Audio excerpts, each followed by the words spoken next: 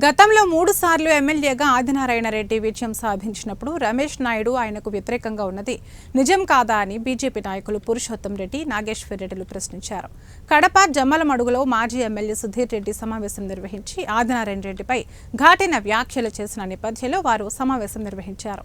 8 నెలలుగా నిద్రలో ఉన్న మాజీ ఎమ్మెల్యే సుధీర్ రెడ్డి జమ్మలమడుగులో అభివృద్ధి జరగలేదంటూ ఆదినారాయణ రెడ్డి గెలుపుకు సీఎం రమేష్ నాయుడు కారణమంటూ చేసిన వ్యాఖ్యలను ఖండించారు.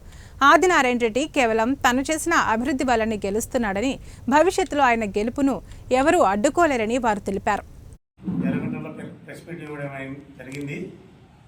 8 నెలల తర్వాత ఆయన ప్రజల్లోకి వచ్చి ఒక ప్రెస్ మీట్ ద్వారా బాధపడుతున్నట్టు మాట్లాడుతున్నారు. ఆయన ఏం బాధపడాల్సిన అవసరం ఏం లేదు. 8 నెలల్లో మన జమ్మలమడుగు తాలూకాలో ఆదినారాయణ రెడ్డి గారు ఎటువంటి సంక్షేమ డెవలప్మెంట్ కార్యక్రమాలు చేశారు. ఆయన కళ్ళకు కనపరిచినట్టు కనపడుతున్నాయి. అటు ఎర్రగుంటలో ఇటు జమ్మలమడుగులో. ఆయన ఇంకా జమ్మలమడుగు రానట్టుంది. ఇక్కడ కూడా వచ్చి ఒకసారి సందర్శిస్తే ఇంకా బాగుంటుంది. అతను కూడా సంతోషపడే విధంగా ఇక్కడ డెవలప్మెంట్ కార్యక్రమాలు జరుగుతున్నాయి.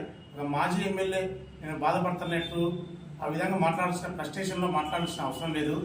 డెవలప్మెంట్ జరుగుతుంటే సంతోషపడాలి ఎవరైనా కానీ. అట్లే ప్రతి నాయకుడికి ధర్మరాజు చెప్పినట్టు కించిత్ కఠినం కూడా అవసరమే. గతంలో ఈ సుధీర్ రెడ్డి చేసిన ఆగడాలు, అతని అల్లరి మాటలు, అల్లరి చేష్టలు, అతనికి బుద్ధి రావాలనే ఉద్దేశంతోనే మా ఎమ్మెల్యే గారు ఘాటుగా స్పందించారు. రమేష్ అన్నతో మేము 14 మేము గెలిచామట. 2004 ఆదినాడు ఎమ్మెల్యేగా పోటీ చేసినప్పుడు 20,000 గెలిచాడు.